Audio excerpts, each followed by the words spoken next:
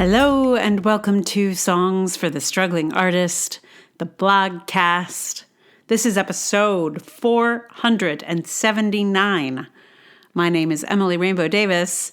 Welcome to the last blogcast of 2025. I will guess that not a lot of you will hear this one based on the numbers from last week's post. But, you never know. And like many of these, they are not giant hits in the moment, but later down the road, numbers can go up for random reasons. For example, the Harry Potter post went woo!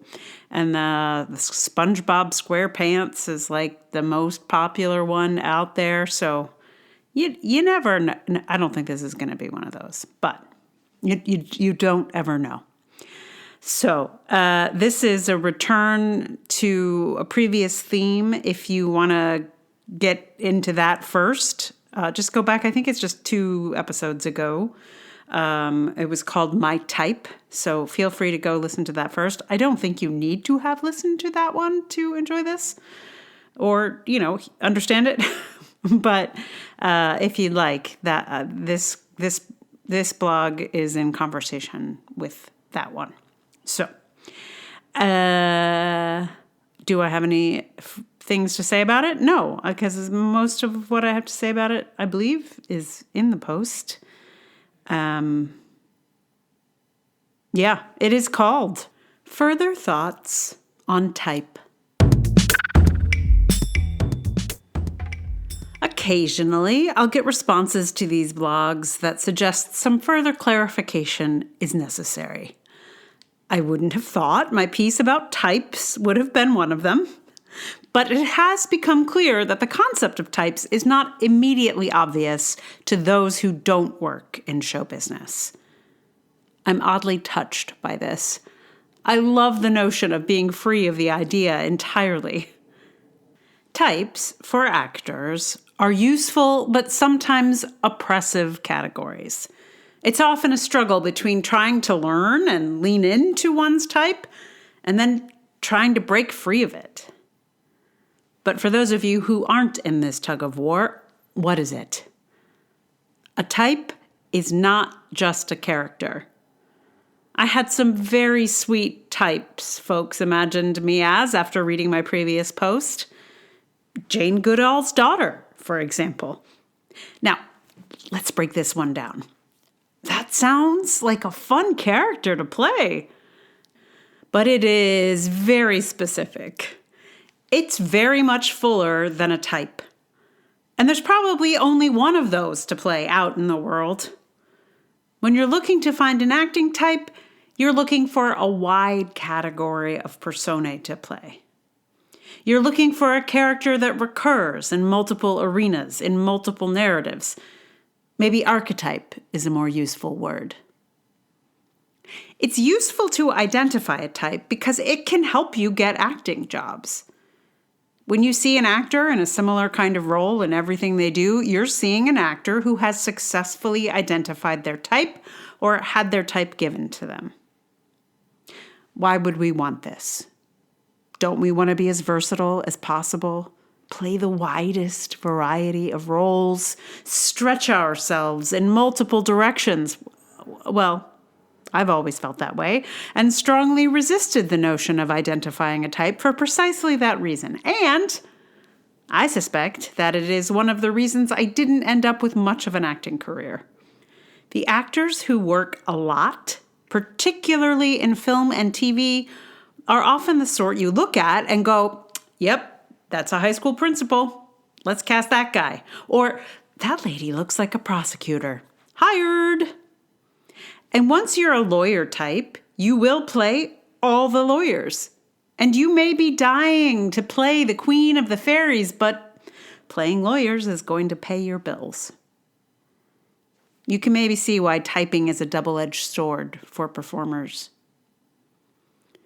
When I was in my late teens, I was cast as a street person in multiple shows. It happened so often, I remember saying as I put my makeup on for my first non-street person show in a while, I'm just so excited to not put dirt streaks on my face for a change. At the time, I was worried that this was my type. Maybe I'd just play street people for my entire career. On the other hand, maybe I'd found my type, and any time there was a street person in a script, I'd know that part was as good as mine.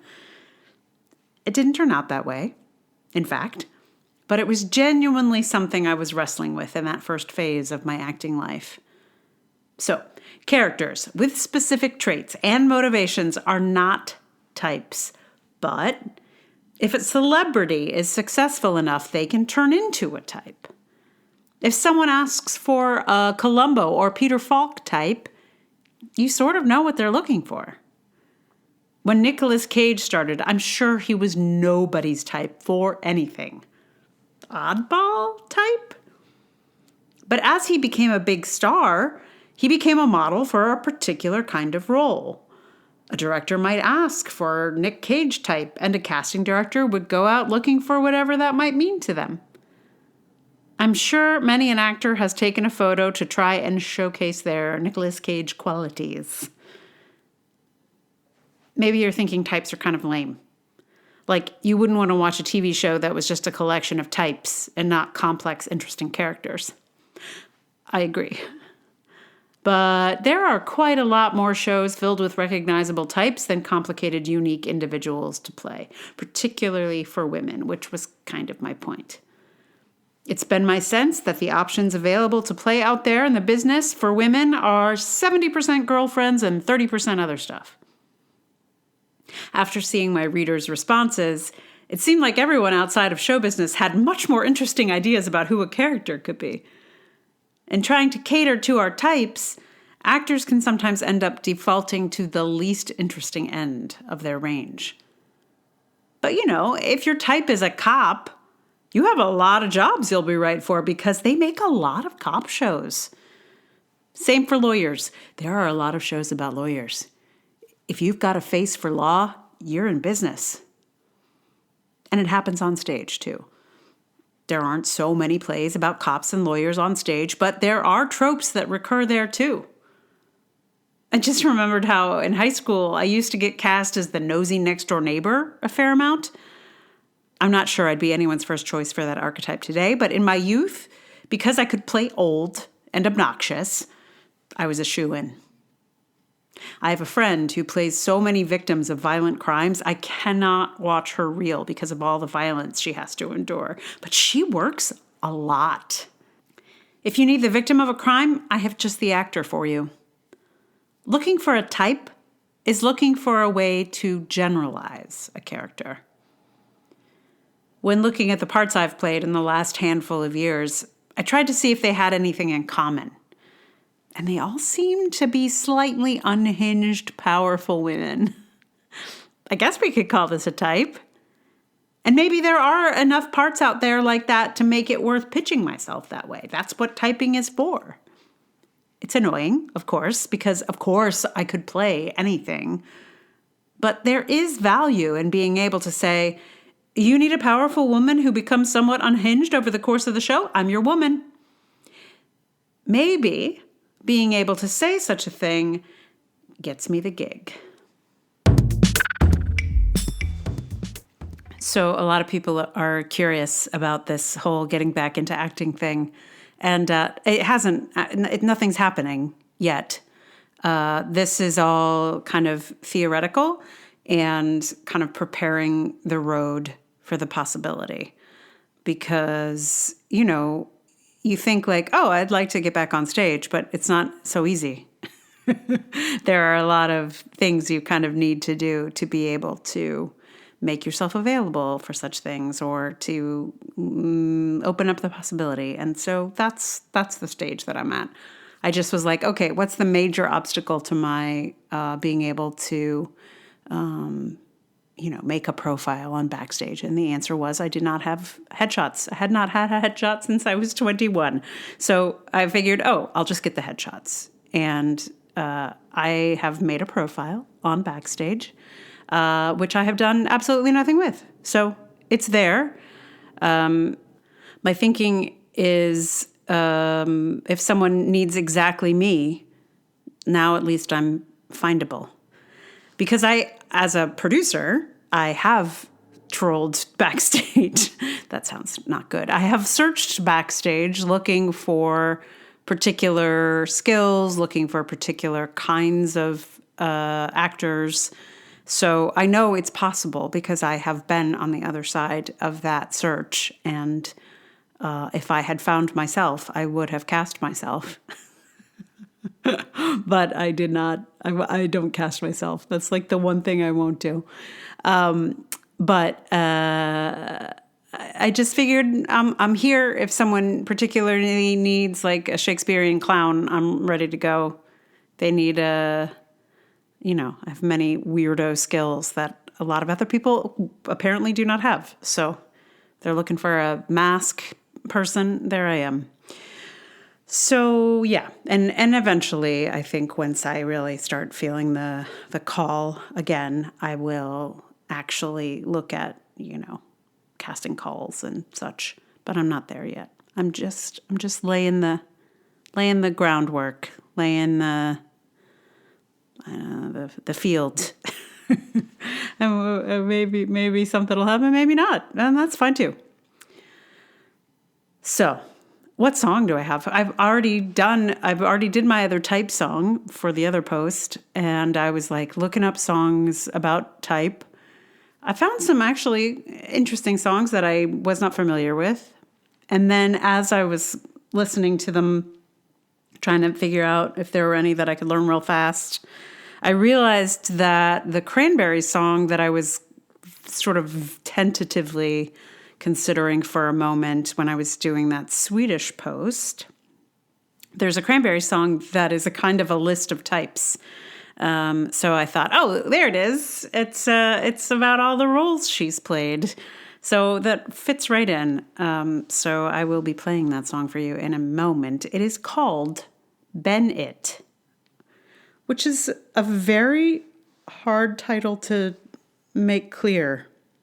So I'm going to spell it for you. It's Beenit, because she's been in all these different roles. So I think this may be why it was not such a big hit. So I'm going to play for you Bennett in a moment. Meanwhile, thank you so much for listening. Thank you so much for listening this year.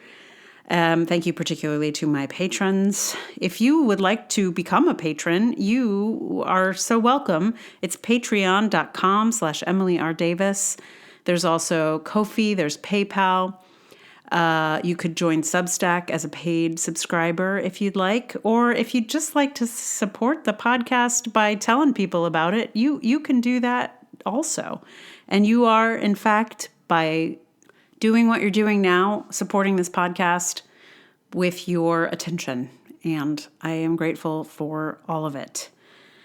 And if you are one of my patrons, hello and thank you. I am in the process of making your zines and will be sending out the songs to you shortly. And really, just thank you to everyone for listening this year. Knowing you're out there makes a big difference. Happy New Year to everyone. May your 2026 be pretty great. Fingers crossed. And here is the Cranberries, Ben It.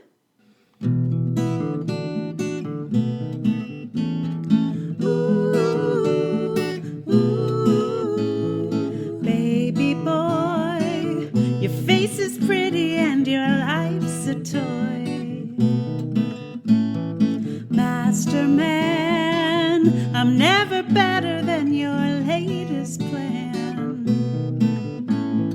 Poor Donnie, what are you gonna try to be? Where are you gonna go without me now? I've been your mother, I've been your father. Who can ask me for more? I've been your sister, I've been your mistress. Maybe I was your whore.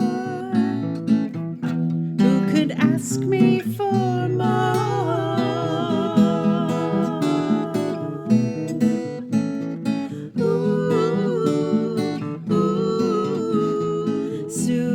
Superstar, I've tried to educate placate your childish heart. I made your bed, and I was in it when your faith was dead. Poor Donnie, what are you gonna try to be? Where are you gonna go without me now? I've been your mother, I've been your father. Who can ask me for more? I've been your sister, I've been your mistress. Maybe I was your whore. Who could ask me for more?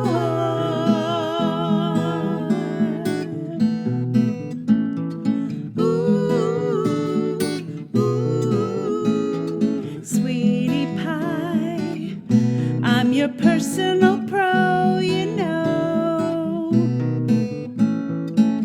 You know what number to try, when to cry. I've been your mother, I've been your father. Who can ask me for more? I've been your sister, I've been your mistress. Maybe I was your whore. Who could ask me for more?